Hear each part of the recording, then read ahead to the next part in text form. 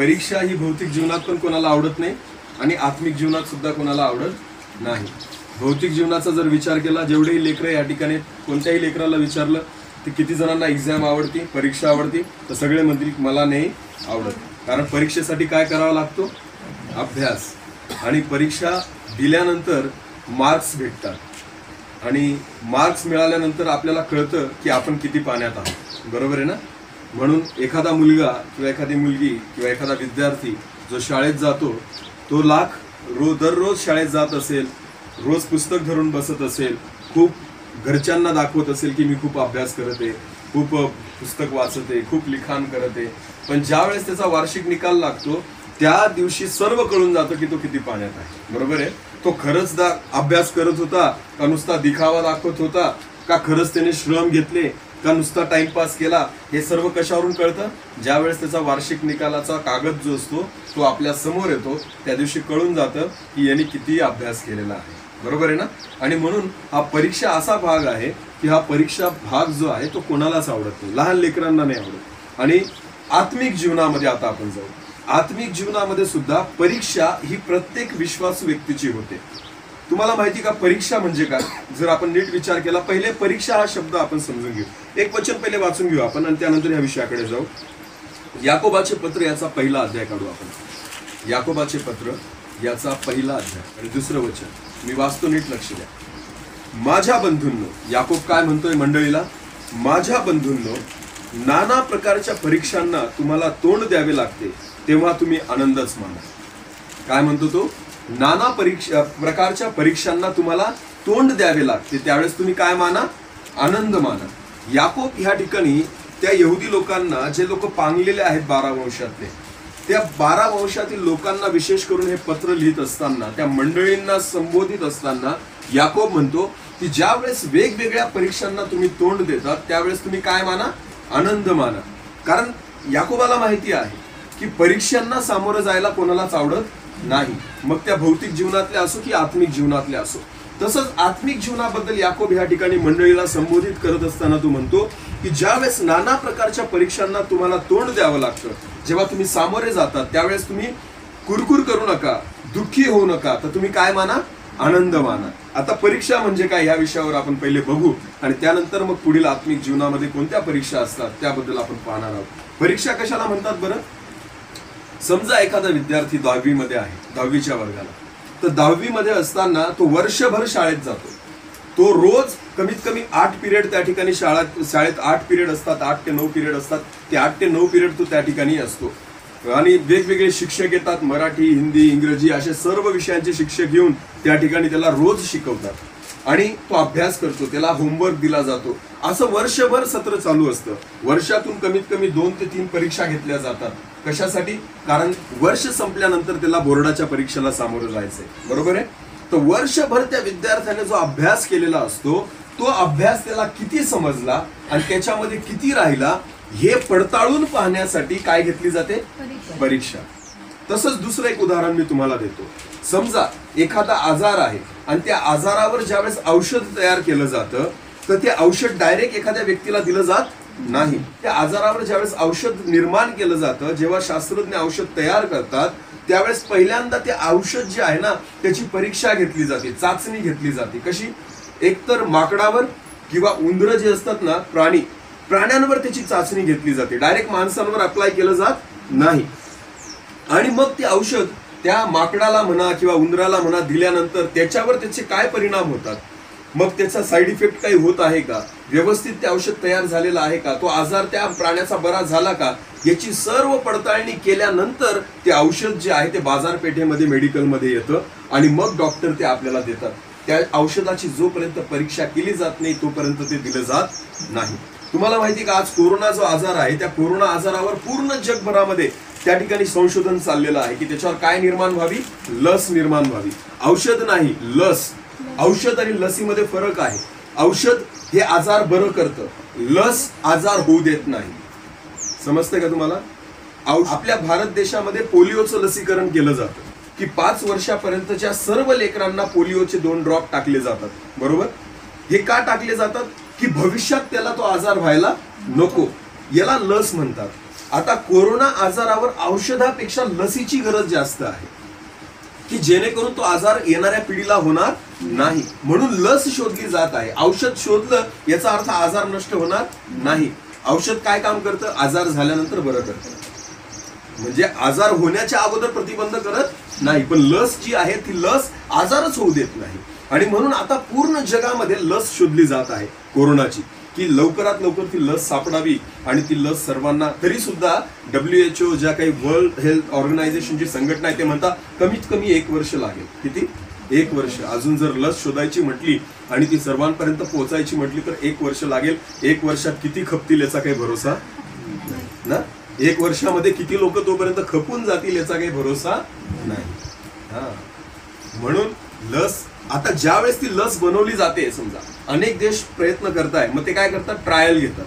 ते एखाद्या प्राण्यावर, माकडाला, त्याला पहिले बिचारायला कोरोना करून देतात. ते ज्याला कोरोना नसतो त्याला सुद्धा ते पहिले काय करतात? कोरोनाचं इन्फेक्शन करतात, म्हणजे चांगल्या माकडाला आजारी पाडतात. बघा मनुष्य किती निर्दयी आहे ना. स्वतःचा जीव वाचवण्यासाठी दुसऱ्याचा जीव सहज धोक्यात घालतो. बरोबर आहे ना. आणि त्या स्वतःचा आजार बरा करण्यासाठी स्वतःवर टेस्ट करा ना. पहिले स्वतःच कोरोना करून घ्या स्वतःला आणि मग स्वतः घेऊन बघा औषध. नाही नाही नाही, पहिले कोणाला? प्राण्यांना. आणि मग त्याच्यावर ट्रायल केली जाते. त्याचा बरा झाला तर ठीक, नाही झाला तर गेला, म्हणजे राहिला तर राहिला, गेला तर गेला, काही त्याच्याशी घेणं देणं नाही. अशा अनेक ट्रायल्स चाललेल्या, याला चाचण्या म्हणतात. याला काय म्हणतात? परीक्षा. की ते औषध कितपत खरं आहे, ते खरंच टिकत आहे का, हे आहे परीक्षा. याला म्हणतात चाचणी. आता आत्मिक जीवनामध्ये सुद्धा देवाचं वचन म्हणतं, माझ्या बंधूंनो, नाना प्रकारच्या परीक्षांना तुम्हाला तोंड द्यावे लागते, तेव्हा तुम्ही काय माना? आनंदच माना. जर परमेश्वर आपली परीक्षा होऊ देत आहे तर देवाची इच्छा आहे की तुम्ही आनंद माना, कारण त्या परीक्षेमधूनच कळणार आहे की तुम्ही किती देवावर विश्वास ठेवता. जर सगळंच अलबेल होऊन गेलं, सर्वच गोष्टी देवाने देऊन टाकल्या, तर देवालाच मनुष्य विसरून जातो. बरोबर आहे ना. म्हणून परमेश्वर परीक्षा घेत असतो, परीक्षा होऊ देतो. घेत असतो म्हणण्यापेक्षा परमेश्वर परीक्षा होऊ देतो. तुम्हाला माहिती का, देवाचा एकुलता एक पुत्र जो प्रभू येशू ख्रिस्त, त्याची सुद्धा काय झाली? परीक्षा झाली. एक वचन आपण वाचून घेऊ बरं. मत्ती शुभवर्तमान याचा 4था अध्याय आपण काढू. बघा, पहिल्या वचनापासून काही वचन आपण वाचू. तिथं असं म्हटलंय, तेव्हा सैतानाकडून येशूची परीक्षा व्हावी म्हणून आत्म्याने त्याला अरण्यात नेले. कोणाकडून कोणाची परीक्षा व्हावी? सैतानाकडून येशूची परीक्षा व्हावी. परीक्षा कोण घेत आहे याचा अर्थ? सैतान. कोणाची? येशूची. बा नीट लक्ष द्या. बायबल असं सांगतं, सैतानाकडून येशूची परीक्षा व्हावी यासाठी आत्म्याने, म्हणजे कोणत्या आत्म्याने? पवित्र आत्म्याने येशूला कुठे नेलं? अरण्यामध्ये नेलं. सर्वात महत्वाची गोष्ट, ज्या वेळेस आपण विश्वासामध्ये येतो, ज्या वेळेस तुम्ही प्रभू येशू ख्रिस्तावर विश्वास ठेवता, त्या वेळेपासून सैतान जो आहे तुमच्या समोर तुम्हाला परीक्षेत पाडण्याचा प्रयत्न करतो. आणि सैतानाची ही इच्छा नाही की तुम्ही त्याच्यात पास व्हावं. सैतानाची ही इच्छा आहे तुम्ही त्याच्यात काय व्हावं?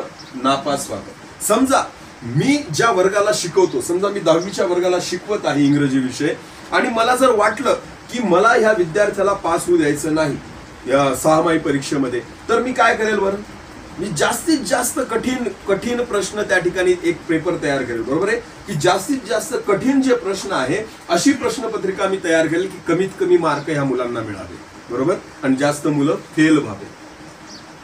साहजिक आहे की नाही. जर मला परीक्षेमध्ये समोरच्यांना फेल करायचंय, नापास करायचंय, कमी मार्क्स मिळू द्यायचे, तर मी परीक्षा कशी घेईल? कठीण घेईल, कठीण प्रश्न विचारेल. आता ह्या ठिकाणी सैतान ज्या वेळेस मनुष्याची परीक्षा बघेल, समजा तुमची आणि माझी परीक्षा ज्यावेळेस सैतान बघेल, तर तो सोपे प्रश्न विचारेल का? तो सोपी परीक्षा तुमच्या समोर आणि माझ्या समोर टाकेल का? नाही. तो अशी परीक्षा तुमची घेईल की ज्याच्यामध्ये तुम्ही काय झालं पाहिजे? फेल झालं पाहिजे. पण देवाची इच्छा आहे की तुम्ही ती परीक्षा द्यावी, कारण तुम्ही त्याच्यात काय व्हावं? पास व्हावं. काय व्हावं? पास. प्रभू येशू ख्रिस्ताची परीक्षा झाली आणि प्रभू येशू ख्रिस्ताला 3 प्रश्न सैतानाने विचारले. 3 पद्धतीची परीक्षा घेतली गेली. एक पहिली गोष्ट, 40 दिवस प्रभू येशू उपवासामध्ये होता. 40 दिवस त्याने काही खाल्लेलं नव्हतं. आणि ज्यावेळेस सैतान त्याच्या समोर आला, त्या सैतानाने प्रभू येशूला म्हटलं, कारण येशूला काय लागलेली होती? आता भूक लागलेली होती. त्या सैतानाने म्हटलं, अरे जर तू देवाचा पुत्र आहे तर ह्या दगडांना काय कर? भाकरी होण्याची आज्ञा दे, म्हणजे तुझी भूक काय होईल? भागेल. बघा, प्रभू येशू ख्रिस्त, त्या सैतानाला माहिती आहे की येशू चमत्कार करू शकतो, येशूमध्ये ते सामर्थ्य आहे. जो प्रभू येशू पुढे जाऊन आपण ज्यावेळेस बायबलमध्ये बघतो की ज्याने 5 भाकरी आणि 2 मास्यांद्वारे किती लोकांना जेवू घातलं? 5000 लोकांना जेवू घातलं. काय तो धोंड्याच्या भाकरी करू शकत नव्हता का? बायबल असं सांगतं, एलिया नावाचा जो संदेष्टा होता, तो एलिया नावाचा संदेष्टा दुष्काळाच्या वेळेस ज्या वेळेस रानामध्ये होता, त्यावेळेस त्याला त्या ठिकाणी कावळ्याद्वारे परमेश्वराने भाकर आणि मांस त्या ठिकाणी पुरवलं. कोणाद्वारे? कावळ्याद्वारे. कावळा कोणाचाच होत नाही. कावळा असा पक्षी आहे की जो एकमेकांच्या चोचीमधून ओढून खातो, असा धूर्त पक्षी आहे कावळा. पण ज्यावेळेस परमेश्वराचा दास एलिया हा ज्यावेळेस दुष्काळाच्या परिस्थितीमध्ये होता, त्यावेळेस त्या ठिकाणी परमेश्वराने कावळ्याला निवडलं. एलियाला रोज सकाळ संध्याकाळ कावळा भाकर आणि मांसाचा तुकडा घेऊन यायचा असं म्हटलं. हालेलुया. नुसतं भाकर कोरडीने आणली त्यांनी, सोबत मटण पण घेऊन यायचं. आता कुठून घेऊन येत असेल ते त्याला माहिती नाही, पण एलियाला परमेश्वराने त्या ठिकाणी कावळ्याद्वारे पुरवलं. बघा, जर परमेश्वर त्याच्या दासाला पुरवू शकतो, काय येशूला पुरवू शकत नव्हता का? तरी सुद्धा सैतान काय म्हणतो, या धोंड्याच्या काय व्हाव्या? भाकरी व्हाव्या असं तो आज्ञा कर. प्रभू येशूने केलं का तसं? नाही. प्रभू येशूने काय म्हटलं? अरे सैताना, शास्त्रलेख असं आहे की मनुष्य केवळ भाकरीने नाही तर परमेश्वराच्या मुखातून निघणाऱ्या प्रत्येक वचनाने जगेल. प्रभू येशूने त्याला वचनाप्रमाणेच उत्तर दिलं की मनुष्य हा भाकरीने नाही तर परमेश्वराच्या मुखातून निघणाऱ्या वचनाने जगेल. आता परीक्षेत काय उत्तर द्यायचं हे जोपर्यंत आपल्याला माहिती नाही तोपर्यंत तुम्ही काहीच लिहू शकत नाही. नाही तर प्रश्नच लिहून ठेवा ना, नाही तर प्रश्नच लिहून ठेवा. जर प्रभू येशू ख्रिस्ताच्या जागी जर तुम्ही आणि मी असतो, कदाचित आपल्याला वाटलं असतं, अरे माझ्यामध्ये ते सामर्थ्य आहे, चल मी त्या धोंड्याच्या भाकरी करून दाखवतो. सैतानाचं प्रभू येशूने ऐकलं नाही. ती परीक्षा होती, प्रभूला माहिती होती. दुसरी परीक्षा घेतली सैतानाने, काय की त्याला उंच टेकडीवर नेलं आणि सांगितलं, आता इथून खाली उडी टाक. जर तू देवाचा पुत्र असशील तर तुझे देवदूत येतील आणि ते तुला काय करतील? हातावर झेलून धरतील आणि तुला धोंड्याची ठेच लागणार नाही, कारण असा शास्त्रलेख आहे की तुझ्या पायाला धोंड्याची ठेच लागू नये म्हणून देवदूत तुला त्यांच्या हातावर झेलून धरतील. प्रभू येशूने काय म्हटलं? तुझा देव परमेश्वर याची परीक्षा पाहू नको असा शास्त्रलेख आहे. प्रभूने तसं पण केलं नाही. इनडायरेक्टली सैतान प्रभू येशूला काय सांगत होता माहिती का? आत्महत्या कर. काय सांगत होता? आत्महत्या कर. साहजिक आहे ना, वरून स्वतःहून खाली उडी मारणे याला आपण काय म्हणू बरं? आत्महत्या. अहो, जो देवाचा पुत्र आहे त्या देवाच्या पुत्राचा कोणत्या ना कोणत्या पद्धतीने नाश व्हावा यासाठी सैतान प्रयत्न करत होता आणि म्हणून तो प्रभू येशूला म्हणतो वरून खाली उडी मार. पण प्रभू येशूने तसं केलं नाही. देवाची परीक्षा मी पाहणार नाही असा शास्त्रलेख आहे. दुसऱ्या परीक्षेत पण तो पास झाला. तिसरी परीक्षा, जगातलं सर्व वैभव येशूला दाखवलं आणि सांगितलं, मी हे सर्व तुला देतो, तू फक्त माझ्या काय कर? पाया पड. माझ्या काय कर? पाया पड. मी तुला सर्व वैभव देतो. ही परीक्षा बऱ्याच लोकांच्या जीवनामध्ये येते. लक्षात घ्या माझ्याकडं. पहिली परीक्षा जी आहे ना, पहिली परीक्षा काय आहे की भूक लागली ना तुला, धोंड्याच्या काय कर? भाकरी कर. आणि तिसरी परीक्षा काय आहे? सर्व वैभव तुला देतो, तू फक्त मला काय कर?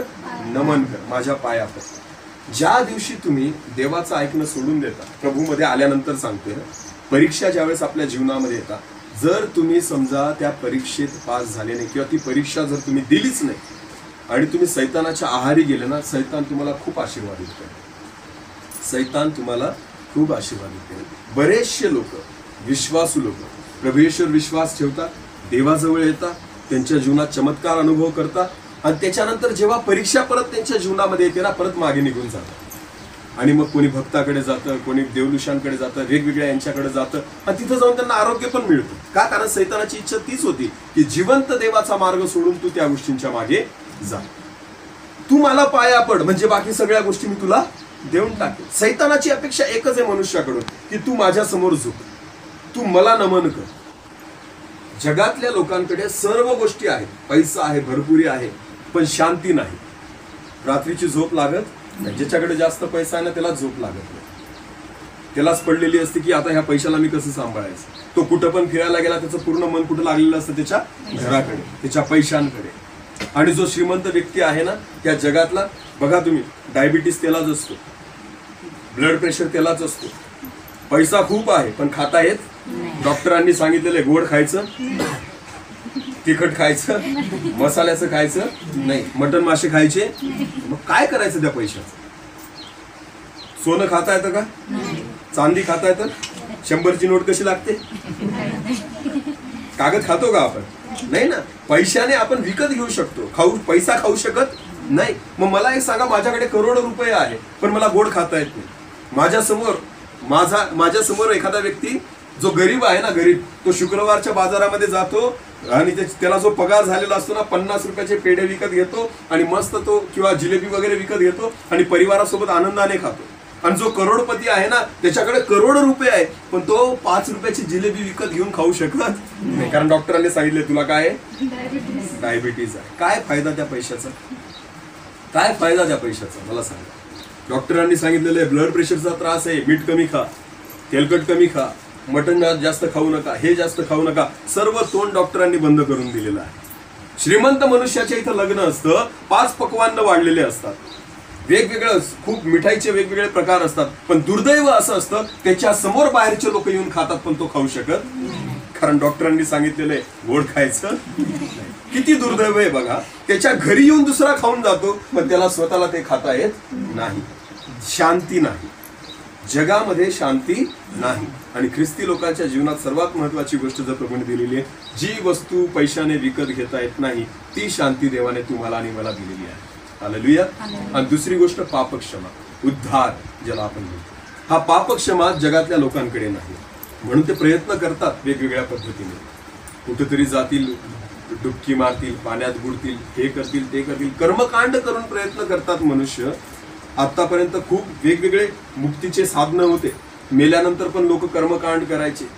कोणी जाऊन एखाद्या विशिष्ट नदीमध्ये जाऊन त्या ठिकाणी त्या अस्थी जे आहेत त्यांचं विसर्जन करायचे. कोरोना झाला जेव्हापासून सुरू तेव्हापासून सगळे कामं बंद आहेत.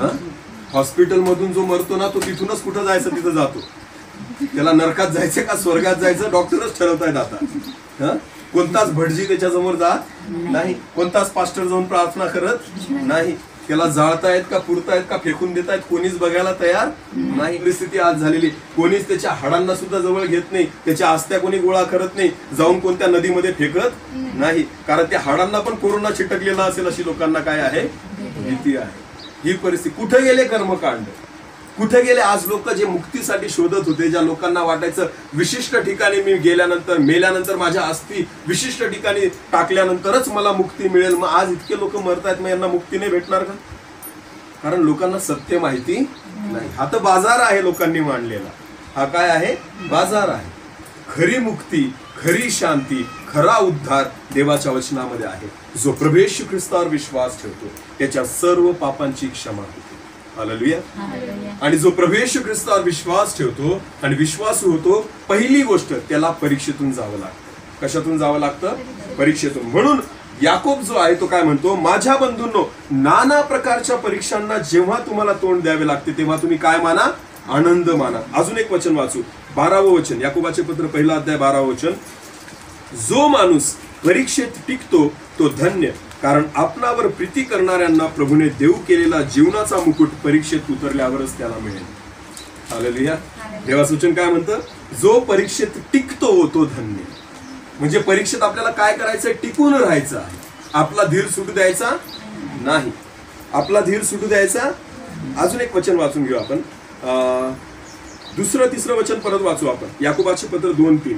माझ्या बंधूंनो, नाना प्रकारच्या परीक्षांना तुम्हाला तोंड द्यावे लागते तेव्हा तुम्ही आनंदच माना.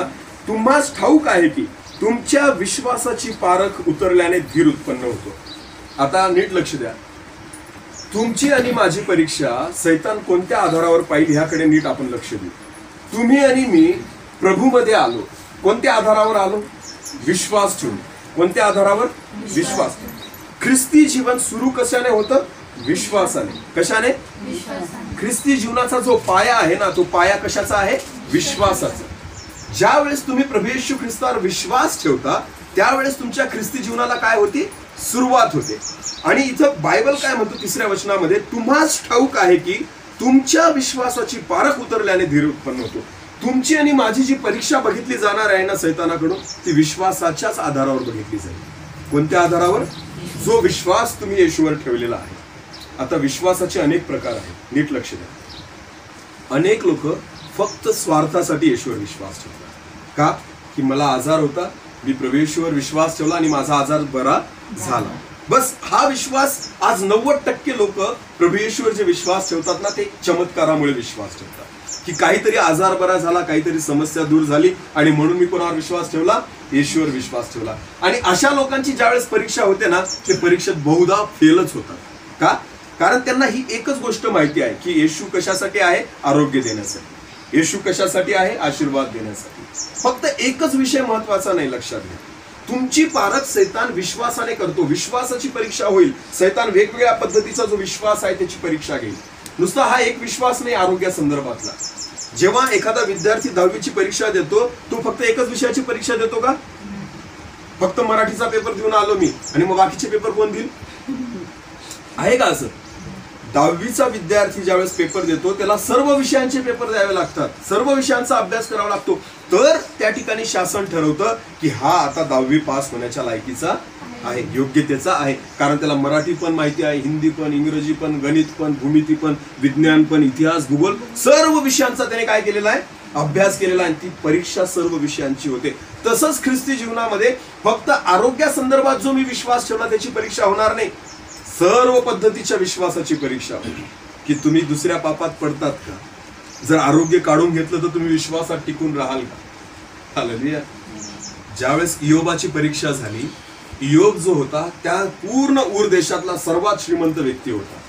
त्याच्याकडे खूप संपत्ती होती, धन दौलत होती, त्याचे लेकरं होते, देवाने त्याला लेकरं दिलेले होते. सर्व गोष्टींमध्ये कोणत्याच गोष्टीत इयोबाला कमतरता नव्हती. पण पहिली परीक्षा इयोबाची जी झाली ना, सर्वात अगोदर त्याचे मुलं मेले. इयोबाचे जे लेकरं, ज्याच्यामध्ये त्याचा खूप जीव होता, सर्वात अगोदर त्याचे काय मेले? लेकरं मेले. बघा परीक्षा कशी असते. नुसत्या एका बाबतीत इयोबाची परीक्षा झाली नाही.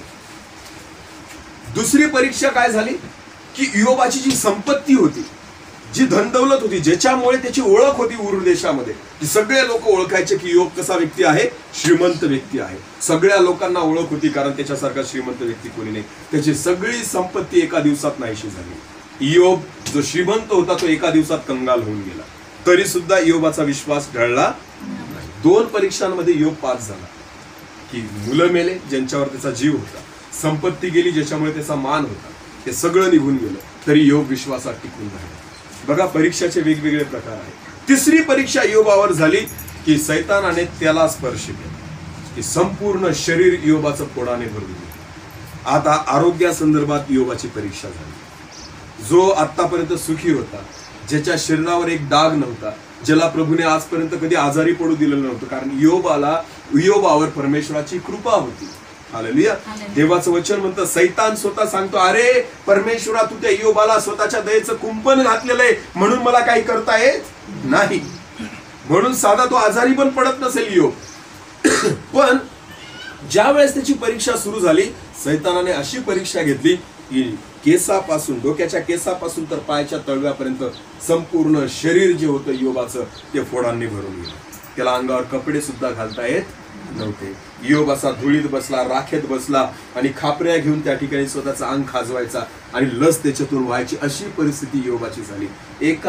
एका क्षणात इयोबाचं होतच्या नव्हतं झालं, तरी सुद्धा आपल्या तोंडाने इयोबाने परमेश्वराला दोष दिला. तो परमेश्वराशी विश्वास राहिला. या परीक्षेचे प्रकार आहेत. काय तुम्ही आणि मी अशा परीक्षांमध्ये टिकून राहू का?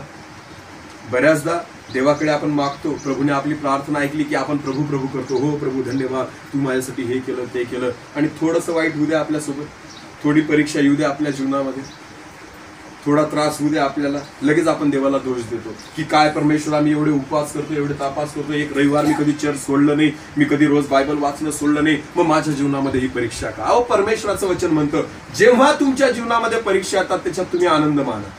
हालेलुया. परीक्षा येऊ द्या, कारण त्या तुम्हाला घडवायसाठी आहे, तुमच्या विश्वासाची पारख करण्यासाठी की तुम्ही किती टिकून राहतात त्या परीक्षेमध्ये. हालेलुया. खरंच तुम्ही स्वर्गीय जीवनासाठी योग्य आहात का?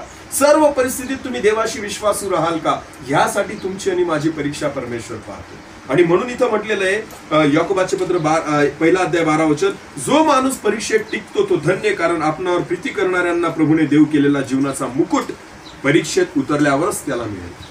जीवनाचा मुकुट सहजासहजी भेटणार नाही. प्रत्येक व्यक्ती, मी मागं पण बोललो होतो की प्रत्येकाची अपेक्षा आहे मी कुठं जावं? स्वर्गात. पिणारा पण म्हणतो स्वर्गात, खाणारा पण म्हणतो स्वर्गात. प्रभू घेऊन जाणार नाही. ती धर्मशाळा नाही, ती परमेश्वराची राहण्याची जागा आहे. हालेलुया. स्वर्ग काय आहे? परमेश्वराची राहण्याची जागा आहे. तो त्याच्या घरामध्ये तुम्हाला आणि मला घेणार आहे. हालेलुया. परमेश्वराला ह्या वाईट सवयी नाही. परमेश्वराचं देवाचं वचन म्हणतं तो पवित्र आहे म्हणून तुम्ही काय असा पवित्र असा. परमेश्वराला स्वतःला अशुद्ध राहायला आवडत नाही. तो स्वतः अशुद्ध नाही आणि म्हणून तो पवित्र आहे म्हणून त्याची इच्छा आहे आपण काय असावं. मग ज्या ठिकाणी तो राहतो ती जागा कशी असेल पवित्र. आणि त्या ठिकाणी जर तुम्हाला आणि मला जायचंय तर आपल्याला तो कसं करेल पहिले पवित्र. तुम्हाला इथंच परमेश्वर पवित्र करेल म्हणून परीक्षा आहे. म्हणून देव परीक्षा पाहतो. ज्याने दारू सोडली ना त्याच्या समोर सैतान दारूचा ग्लास घेऊन येतो. काय घेऊन येतो लक्षात. परीक्षा अशीच असते. ज्या व्यक्तीने दारू सोडली ना आजपर्यंत कधीच त्याला कोणी फुकट पाजली नसेल पण ज्या दिवशी तो व्यक्ती दारू सोडतो त्यावेळेस सैतान अशा लोकांना घेऊन येतो की ते म्हणतात चल अरे मी तुला आज दारू पाजतो माझ्याकडून. कधीच याला कोणी गावठी दारू पाजली नाही. आज त्याला फुकट इंग्लिश दारू पाजायला एखादा व्यक्ती घेऊन जातो. का कारण सैतान परीक्षा बघत आहे की हा दारू पितो का. कारण यांनी दारू सोडली. बरोबर आहे ना. याला म्हणतात परीक्षा. ज्या व्यक्तीने तंबाखू खाणं सोडली ना अशा व्यक्तीजवळ एक जण येऊन बसतो आणि तो म्हणतो अरे घे थोडी खातो का. सैतानाला माहिती यांनी काय केली तंबाखू सोडलेली आहे म्हणून सैतानाचं लक्षात घ्या. सैतान तीच परीक्षा तुमच्या जीवनामध्ये बघतो जी गोष्ट तुमच्यामध्ये कमतरता आहे जिथं तुम्ही कमजोर आहात. सैतानाचं लक्ष तुमच्याकडे जगातल्या लोकांकडे नाही. एक गोष्ट सांगतो छोटीशी नीट लक्ष द्या लेकरांनो सगळ्यांनी लक्ष द्या. एकदा सैतान आहे ना सैतानाचे दूत जसं देवाचे दूत असतात ना तसं सैतानाचे पण दूत असतात. तुम्हाला माहिती का ज्यावेळेस लुसिफर नावाचा सैतान स्वर्गातून फेकला गेला त्याच्यासोबत 1/3 देवदूत फेकले गेले. सोबत किती फेकले गेले 1/3. लाखो करोडो अब्जावधी त्या ठिकाणी देवदूत होते. त्यांच्यापैकी 3रा भाग देवदूतांचा हा फेकला गेला आणि ते सगळे पतित झाले सैतानासारखे. आता ते सगळे त्याचे काय झाले सैतानाचे दूत. जे सैतानाचे दूत आहेत जगामध्ये ते आहेत आणि म्हणून ते वेगवेगळ्या पद्धतीने वेगवेगळ्या ठिकाणी काम करतात. तर लक्षात घ्या एकदा सैतानाचे जे दूत होते ना ते असेच फिरता फिरता आमचा मेन बॉस जो आहे लुसिफर त्याला शोधण्यासाठी ते गेले. की कुठे गेला तो लुसिफर आमचा मेन बॉस. तर त्याला शोधत ते फिरत होते. मग त्यांना काय वाटलं सैतान कुठं सापडेल की ज्या ठिकाणी काहीतरी पाप चाललेलं आहे. बरोबर आहे ना.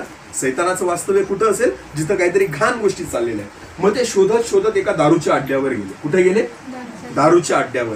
आणि तिथं जाऊन त्यांनी पाहिलं की आपला जो बॉस आहे सैतान दिसतो का. पण तिथं त्यांना सैतान सापडला नाही. मग त्यांना विचार वाटला अरे दारूच्या अड्ड्यावर सैतान नाही मग हा गेला कुठं. मग ते ज्या ठिकाणी जुगार खेळत होते लोक त्या ठिकाणी गेले.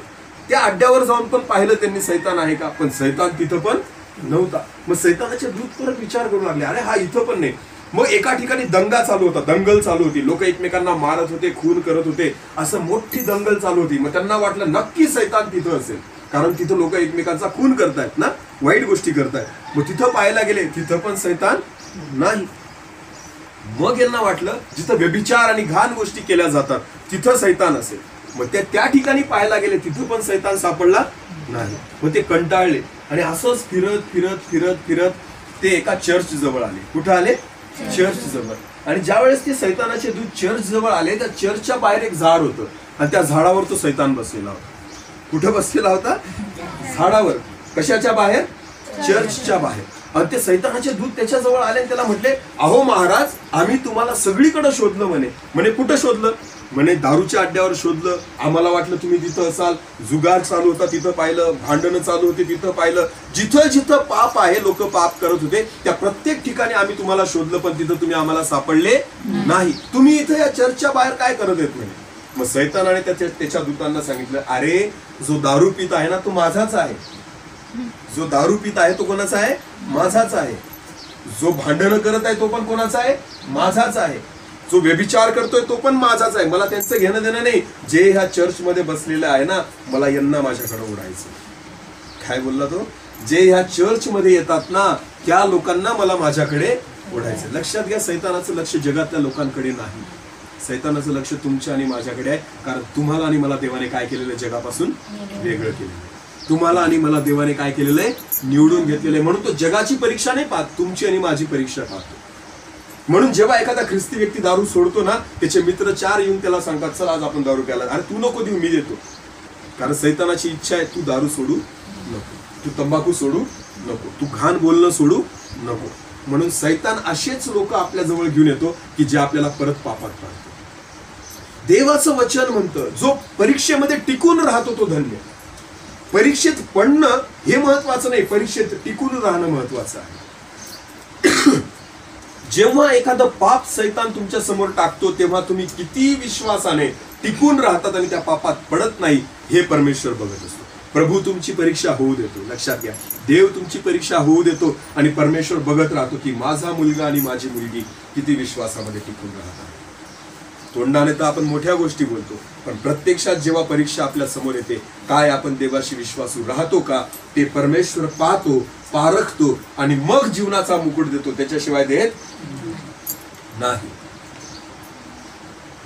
एक पाप सैतानाने केलं आणि म्हणून परमेश्वराला त्याला फेकावं लागलं. नरक जो आहे, नरक ज्याला आपण म्हणतो, त्याची निर्मिती करावी लागली एका पापामुळे. सैतानाला वाटलं, लुसिफर नावाचा देवदूत होता तो, त्याला वाटलं की मी देवा समान व्हावं. हे एकच पाप त्या लुसिफरामध्ये, देवदूतामध्ये निर्माण झालं आणि परमेश्वराने वरून खाली फेकलं. आणि त्याच्यासाठी काय तयार केलं प्रभूने? नर्क तयार केलं. काय केलं? नर्क. तुमच्यासाठी माझ्यासाठी देवाने नर्क बनवलेला नाही, तो कोणासाठी बनवलेला आहे? सैतानासाठी. पण सैतानाची इच्छा आहे मी एकटा जाणार नाही, मी तुम्हाला पण सोबत घेऊन, म्हणून तो मनुष्याला पापात पाडतो. लक्षात घ्या, सैतान का तुम्हाला आणि मला पापात पाडतो? की मी एकटा जाणार नाही, तो तुम्हाला पण सोबत घेऊन जाईल. जे तुम्ही देवाचे मुलं आहात ना, तुम्हाला मी स्वर्गात जाऊ देणार नाही, म्हणून सैतान आपल्याला पापात पाडतो. आपण स्वतःहून पाप करतो प्रियांनो. देवाने तुम्हाला आणि मला पाप करण्यासाठी निर्माण केलेलं नाही, तर पवित्र जीवन जगण्यासाठी. कुठं जाण्यासाठी? स्वर्गीय जीवनामध्ये. पण माणसाला चांगल्या गोष्टी आवडत नाही, पाप करायला मनुष्याला आवडतो. ज्या देवाने त्याच्या एकुलत्या एका मुलाला, प्रभू येशू ख्रिस्ताला तुमच्यासाठी आणि माझ्यासाठी या जगामध्ये पाठवलं, ज्याला ठोकलं गेलं, खिळे ठोकून त्या ठिकाणी लाकडावर, त्या उभ्या आणि आडव्या लाकडावर प्रभू येशू ख्रिस्ताला ते कुऱ्हाडी खिळे त्याच्या हातापायांमध्ये ठोकले गेले, त्याचं रक्त सांडलं गेलं, त्याला मारलं गेलं. का? कारण आपल्याला होणारी शिक्षा कोणी घेतली? येशूने स्वतःवर घेतली. आणि त्या रक्ताद्वारे आपल्या पापांची क्षमा केली, तरी सुद्धा आपल्याला येशूच्या मरणाची काहीच पडलेली नाही. तरी आपल्याला पाप करायलाच आवडतं, चांगल्या गोष्टी आपल्याला आवडत. एक साधारण उदाहरण मी तुम्हाला देतो. दूध विकणारा जो व्यक्ती असतो ना, दूध विकणारा व्यक्ती, तो घरोघरी येऊन दूध देतो, बरोबर आहे ना? आपण बंदी लावतो दुधाची, आणि दूध विकणारा व्यक्ती आपल्या घरी येतो 1 लिटर अर्धा लिटर दूध द्यायला, तरी आपण किती नखरे करतो? एवढं पाणी टाकतो का? एवढं पाण्यासारखं दूध देतो का? 50 रुपये लिटर आहे का? बरोबर आहे ना? किती नखरे असतात आपले. दूध शरीरासाठी चांगलं आहे का वाईट आहे? चांगलं. तरी सुद्धा दूध घेताना पण आपले नखरे, पैसे देताना पण आपले नखरे, आणि तो घरी येऊन आपल्याला घरपोच बऱ्याचदा देऊन जातो, तरी सुद्धा आपण 2 शब्द त्याला ऐकवतो, बरोबर आहे? दूध कसं आहे आपल्या शरीरासाठी? चांगलं. दारू विकणारा जो व्यक्ती, तो घरी येऊन देतो का? येतो का घरी, आपल्या घरी, की घे बुवा दारू पी असं? नाही. हा दारू पिणारा जो असतो ना, तो त्या भट्ट्या शोधत फिरतो, कुठं भेटेल. लॉकडाऊनच्या दिवसामध्ये दारूची दुकानं बंद होते, पण दारुड्यांची दारू काय बंद? त्यांना बरोबर भेटली. कुठं जायचं, कसं मिळवायचं. गुजरातमध्ये, बऱ्याच राज्यांमध्ये दारू बंदी आहे, पण लोक दारू पिणं सोडतात का? नाही. जिथं बंदी आहे ना, तिथं जास्त चालते अजून. माझं म्हणणं काय, दूध विकणारा घरोघरी येऊन देतो, तरी नखरे असतात आपले, पण दारू विकणारा कुठेही कोपऱ्यामध्ये असेल, दारुड्या व्यक्ती बरोबर शोधून काढतो. तो कोणत्याही दारू पिणारा व्यक्ती कोणत्याही परक्या गावाला जाऊ द्या, त्याला भले त्याच्या नातेवाईकाचं घर नाही सापडणार, पण दारूचा अड्डा बरोबर सापडेल. खरंय का खोटं आहे? दारू पिणाऱ्या व्यक्तीचं वैशिष्ट्य आहे, तो ज्या त्याच्या नातेवाईकाच्या घरी गेला असेल, भले तो त्याचं घर विसरून जाईल, पण दारूचा अड्डा तो बरोबर शोधून काढेल. म्हणजे बघा, दारू पिणं चांगलं आहे का शरीरासाठी? नाही, पण माणूस स्वतः शोधून काढतो. दारुड्या जेव्हा दारू पियायला जातो ना, त्या ठिकाणी तो असं नाही विचार, अरे एवढं पाणी टाकलं का दारू मध्ये, असं विचारतो का? विचारतो का? नाही. आनंदाने पितो. 20 रुपयाची दारू 30 रुपयाला दिली तरी तो आनंदाने पितो. लॉकडाऊनच्या दिवसामध्ये जी 100ची दारू होती, तो 200ला विकत घेत होता, बरोबर आहे ना? पण पित होता. 50 रुपयाचं दूध 100 रुपयाला घेतलं का लॉकडाऊन मध्ये आपण? नाही. आपण एवढं महाग झालं का? दारू तू 500ला दे, पण दे ना. बघा, चांगली गोष्ट कोणती आहे आपल्या शरीरासाठी? दूध. पण ती आपण घेत नाही, ती आपल्याला आवडत नाही. तो घरी देऊन जातो, तरी सुद्धा आपल्याला घेणं आवडत नाही. दारुड्या तर त्याच्या दारू विकणारा त्याच्या घरी असतो, कुठेतरी कोपऱ्यामध्ये विकत असतो, आपण शोधून काढतो. दारू मध्ये पाणी टाकलं का, जहर टाकलं का, काही घाण अजून टाकलं, याच्याशी आपल्याला काही घेणं देणं. दारू चांगल्या गोष्टींनी बनते का? सडवल्याशिवाय दारू बनत नाही. कोणती पण गोष्ट ज्याच्यापासून दारू निर्माण होती ना ती सडवावी लागते पहिले, आणि सडवल्यानंतर त्या वस्तूपासून काय बनते? दारू बनते. मग चांगली आहे का ती? देवाने चांगलं दिलं आपल्याला पटत नाही. सडून प्यायलेलं आपल्याला आवडतं, दूध प्यायला आपल्याला. ही मनुष्याची वृत्ती आहे की मनुष्याला चांगलं आवडत नाही. मग मला एक सांगा, अशा मनुष्याला देव घेऊन जाईल का स्वर्गामध्ये? नाही घेऊन जाईल. जोपर्यंत तुम्ही पवित्र होत नाही तोपर्यंत परमेश्वर पवित्र ठिकाणी तुम्हाला आणि मला घेऊन जाणार नाही. आणि तिथं जाण्यासाठी तुमची आणि माझी तयारी करण्यासाठी परीक्षा आपल्या जीवनामध्ये येतात. प्रभू परीक्षेने पारख करतो तुमची आणि माझी, आणि ज्या वेळेस परीक्षेमध्ये आपण उतरतो, टिकून राहतो, देवाचं वचन सांगतं याकोबाचे पत्र याचा 1 अध्याय 12 वचन, की जो परीक्षेत टिकतो त्याला परमेश्वर जीवनाचा मुकुट देतो. काय देतो? जीवनाचा मुकुट देतो. आणि त्यालाच परमेश्वर त्या स्वर्गीय जीवनामध्ये घेऊन जातो. Hallelujah, hallelujah. हे आहे ख्रिस्ती जीवन, की मला परीक्षा माझ्या जीवनामध्ये येतील, पण मला त्याच्यामध्ये काय व्हायचंय? टिकून राहायचं. सैतान त्याच परीक्षा तुमच्या जीवनामध्ये टाकेल जे मी सोडण्याचा प्रयत्न केला. जेव्हा मी प्रार्थना करतो ना की देवा माझ्यामधला राग काढून टाक, त्यावेळेस सैतान मला राग येईल अशा गोष्टी माझ्या समोर आणतो. लक्षात घे, दुसऱ्या क्षणाला मी राग चिडून जातो. सैतान तीच गोष्ट तुमच्यामध्ये आणेल जी तुम्ही सोडलेली आहे, तेच तुमच्या समोर घेऊन येईल. तीच परीक्षा तुमच्या समोर आणतो की जी मला करायची नाही. ज्या गोष्टींपासून मला दूर राहायचं आहे ना, तीच गोष्ट सैतान आपल्या समोर घेऊन येतो की मला संताप करायचा नाही, आजपासून मी चिडणार नाही, आजपासून मी शिवी देणार नाही, आजपासून मी हे करणार नाही. जसं आपण आजपासून हा ठरवतो ना, सैतान ते लगेच आपल्या समोर घेऊन येतो आणि तो विचार, आता बघ बरं तू राहतो का टिकून, किती विश्वासू राहतो. आजपासून राग करणं सोडलं ना तू, चल मी आता तुझ्यासमोर अशी परिस्थिती आणतो, मग बघू की किती चिडतो. त्यावेळेस टिकून राहा. त्यावेळेस त्या परीक्षेमध्ये काय करा? टिकून राहा. पापात पडू नका, परीक्षेत पडू नका. तुम्ही जिथं आहात, मला जर पाप सोडायचं याचा अर्थ मला जगापासून वेगळं व्हायचं नाही, दूर निघून जायचं नाही, एकांतात जायचं नाही. तुम्ही जगात राहत असताना तुम्हाला पाप सोडायचंय. लक्षात घ्या. हालेलुया. ती आहे परीक्षा, त्याच्यात टिकून राहणं. एकदा एक शेवटची गोष्ट सांगतो, संपेल, नीट लक्ष द्या. एकदा एक तरुण मुलगा होता. त्या तरुण मुलाने देवावर विश्वास ठेवला आणि त्याने म्हटलं, प्रभू आजपासून मी सगळ्या वाईट गोष्टी सोडून टाकेल. काय म्हटलं? आजपासून मी तो तरुण होता, कोणत्याच मुलीला वाईट नजरेने बघणार नाही, वाईट विचार माझ्या मनामध्ये येऊ देणार नाही, घाण गोष्टी मी बघणार नाही, असं त्याने ठरवलं त्या तरुण मुलाने. आणि मग त्याला वाटलं की आता जर मला पवित्र जीवन जगायचंय ना, तर आता मी जंगलात जातो आणि तिथंच मी देवाची प्रार्थना करत राहील. मी आता माझ्या शहरामध्ये राहणार नाही, कारण गावात राहिलो, शहरामध्ये राहिलो की त्याच गोष्टी डोळ्यासमोर दिसतात, मुली दिसतात आणि मग परत ते घाण विचार मनामध्ये येतात. त्याच्यापेक्षा मी आता जंगलात जाऊन राहील. मग तो गावाच्या बाहेर एक जंगल होतं, त्या जंगलाकडे गेला आणि तिथं त्याने मस्त रोज तिथं बसायचा, असे डोळे झाकून आणि प्रार्थना करत बसायचा. त्याच्या मनात काही वाईट विचार येत नव्हते. मग अचानक काय झालं, एके दिवशी असाच तो प्रार्थनेला बसलेला असताना त्याला घुंगरांचा आवाज आला, चालायचा, पायातल्या साखळ्या असतात ना त्याचा चालायचा. आणि त्याचे डोळे उघडले कारण त्याला कानातला तो आवाज आला. आणि जसा आवाज आला तर त्यांनी पाहिलं की एक स्त्री जी होती, सुंदर होती, त्यांनी पाहिलं. लगेच त्याच्या मनामध्ये वाईट विचार आले. लगेच त्यांनी देवाला क्षमा मागितली, देवा मला क्षमा कर, याच्या पुढे मी तिला बघणार नाही. मग त्याने काय केलं की रोज इकडून येते ना, मग त्याने डोळ्यांना पट्टी बांधली. दुसऱ्या दिवशी काय केलं? डोळ्यांना पट्टी बांधली की आता मी बघणार नाही, वाईट गोष्टी मी बघणार नाही, माझ्या दृष्टीला येऊ देणार नाही. मग पट्टी बांधून प्रार्थनेला बसला. परत त्याच वेळेस दुसऱ्या दिवशी तीच पोरगी त्या रस्त्याने जायला लागली, पण आता त्याला दिसत नाही, पण तिच्या साखळ्यांचा आवाज त्याच्या कानावर आला. कसला? साखळ्यांचा आवाज. आता जसा तो साखळ्यांचा आवाज आला, त्याच्या मनामध्ये परत तीच मुलगी आठवली जी काल पाहिलेली होती. बरोबर आहे ना? कारण त्याने काल पाहिलेली होती. जरी आज डोळे बंद आहे पण मनामध्ये ती आहे. आणि म्हणून ती मुलगी जशीच्या तशी त्याला दिसायला लागली. अरे तिने गजरा लावलेला आहे, तिने कोणते कपडे घातलेले असतील, ती कशी दिसती. परत तेच पाप त्याच्या मनामध्ये आलं. परत त्याने देवाला म्हटलं, देवा मला क्षमा कर, उद्यापासून मी ते पण करणार नाही. दुसऱ्या दिवशी त्याने कानात गोळे घातले. काय घेतले? कानामध्ये काय घातले? गोळे घातले. आता दिसत पण नाही, ऐकायला पण येत नाही. मग तिसऱ्या दिवशी परत प्रार्थनेला बसला. आता पट्टी पण डोळ्याला आहे, कानात काय? गोळे आहेत. आता दिसत पण नाही, ऐकायला पण येत नाही. परत तोच वेळ झाला, प्रार्थना करत आहे. आणि मग त्याला सुंदर असा फुलांचा वास आला. कसला वास आला? सुंदर फुलांचा वास.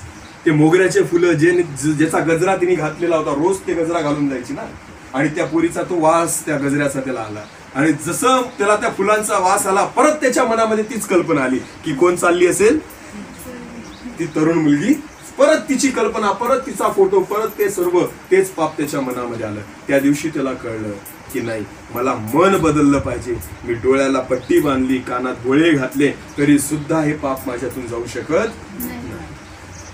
तसं आहे, परीक्षा येतील आपल्या जीवनात, त्याच्यात टिकून राहणं गरजेचं आहे. तुम्ही जगापासून अलिप्त निघून गेले. बरेचसे धर्म जे असे आहेत, बरेचसे विश्वास असे आहेत त्या जगामध्ये की लोक म्हणतात की त्यांनी मुक्ती प्राप्त करण्यासाठी ते काय करतात, कुठेतरी डोंगरात जाऊन राहतात, जगापासून स्वतःला वेगळं करून घेतात, आणि त्यांना वाटतं की हा आहे मुक्तीचा मार्ग. अरे बाबांनो, मुक्तीचा मार्ग तो नाही. तुम्ही जगातल्या गर्दीमध्ये असताना सुद्धा तुम्ही परमेश्वराशी विश्वास योग्य राहणं हा आहे मुक्तीचा मार्ग. हालेलुया. जेव्हा तुम्ही जगात जीवन जगत असतात त्यावेळेस, ज्यावेळेस तुम्ही परीक्षेमध्ये टिकून राहतात ना, त्याच वेळेस तुम्हाला जीवनाचा मुकुट मिळेल, अन्यथा मिळणार नाही. मग तुम्ही कुठं पण निघून जा, जंगलात निघून जा, डोंगरावर निघून जा, पाप तुम्हाला सोडणार नाही. पाप तुम्हाला सोडणार नाही. तुम्हाला स्वतःला तयारी करावी लागेल, त्याला नाकारावं लागेल, परीक्षेत टिकून राहावं लागेल, तर तुम्हाला तो जीवनाचा मुकुट मिळेल, असं देवाचं वचन म्हणतं. आणि म्हणून याकोबाच्या पत्रामध्ये पहिलं वचन आणि पहिला अध्याय आणि दुसरं वचन सांगतं की माझ्या बंधूंनो, नाना प्रकारच्या परीक्षांना तुम्हाला तोंड द्यावे लागते, तेव्हा तुम्ही आनंदच म्हणा. तर आपल्याला आनंद करायचा आहे कसला, ज्या परीक्षा देव आपली पाहत आहे. जो परीक्षेत पास होईल तो पुढच्या वर्गात जाईल. बरोबर आहे ना. 10वी पास झाल्यानंतरच 11वीत जाता येतं, त्याच्याशिवाय जाता येतं का, नाही. तसंच आत्मिक जीवनात जेवढं आपल्याला वाढायचं आहे ना, तर जोपर्यंत तुम्ही परीक्षेत पास होत नाही तोपर्यंत आत्मिक जीवनात वाढू शकत नाही. म्हणून जेव्हा परीक्षा येतील त्या परीक्षेमध्ये टिकून राहा. हालेलुया. कारण परीक्षा आपल्या विश्वासाची पारख करतात की तुम्ही किती देवाशी विश्वासू राहता. नुसतं तोंडाने बोलतो प्रभू मी सगळं सोडलं, मी खूप पापी, मी हे मी ते, हे बोलण्याने प्रभू भाळवून जात नाही. जेव्हा परीक्षा आपल्या जीवनामध्ये येतात, देव बघतो किती तू विश्वासात टिकून राहतो. आता ह्या परीक्षेमध्ये खरंच तू पवित्र जीवन जगतो का, खरंच तू माझ्या वचनाप्रमाणे चालतो का. जेव्हा आपण विश्वासात टिकून राहतो ना, परीक्षेमध्ये टिकून राहतो, तेव्हा परमेश्वर म्हणतो की हाच माझा मुलगा आणि हीच माझी मुलगी.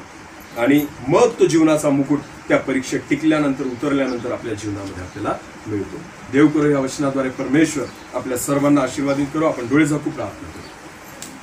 धन्यवाद माझ्या देवा, मी तुझी स्तुती करतो. या समयाबद्दल तुझे आभार मानतो देवा. आज तुझ्या वचनाद्वारे तू आमच्याशी बोललेला आहे, त्याबद्दल आभार मानतो. खरंच प्रभू, तुझं वचन जसं सांगतं की तुम्ही परीक्षेत ज्यावेळेस तुमच्या जीवनामध्ये नाना प्रकारच्या परीक्षा येतील त्यावेळेस तुम्ही त्यात आनंदच माना, तुझं वचन सांगतं. खरंच प्रभू, कारण त्या परीक्षेत टिकल्यानंतर, त्याच्यात उतरल्यानंतरच आम्हाला तो जीवनाचा मुकुट आहे. आणि म्हणून प्रभू, जर आज आमच्या जीवनामध्ये अनेक परीक्षा असतील तर या परीक्षेमध्ये खंबीरपणे टिकून राहण्यासाठी आणि तुझ्याशी विश्वासयोग्य राहण्यासाठी आम्हाला सहायता कर. या परीक्षेत आम्हाला पडू देऊ नकोस दे बाबा, आम्हाला विजयी कर, की जेणेकरून तो जीवनाचा मुकुट जो तू आमच्यासाठी राखलेला आहे तो आम्ही प्राप्त करू. आज जे वचन आम्ही ऐकलं, केवळ ऐकणारे नाही तर तुझ्या वचनाप्रमाणे जीवन जगणारे आणि चालणारे आम्हाला कर. आम्ही सर्वजण या समयाला तुझ्या पवित्र हाती देतो. सर्व आदर, मान, महिमा, गौरव, सन्मान तुलाच देतो. प्रार्थना येशू प्रभू तुझ्या पवित्र आणि गोड नावाने मागितली. आमेन.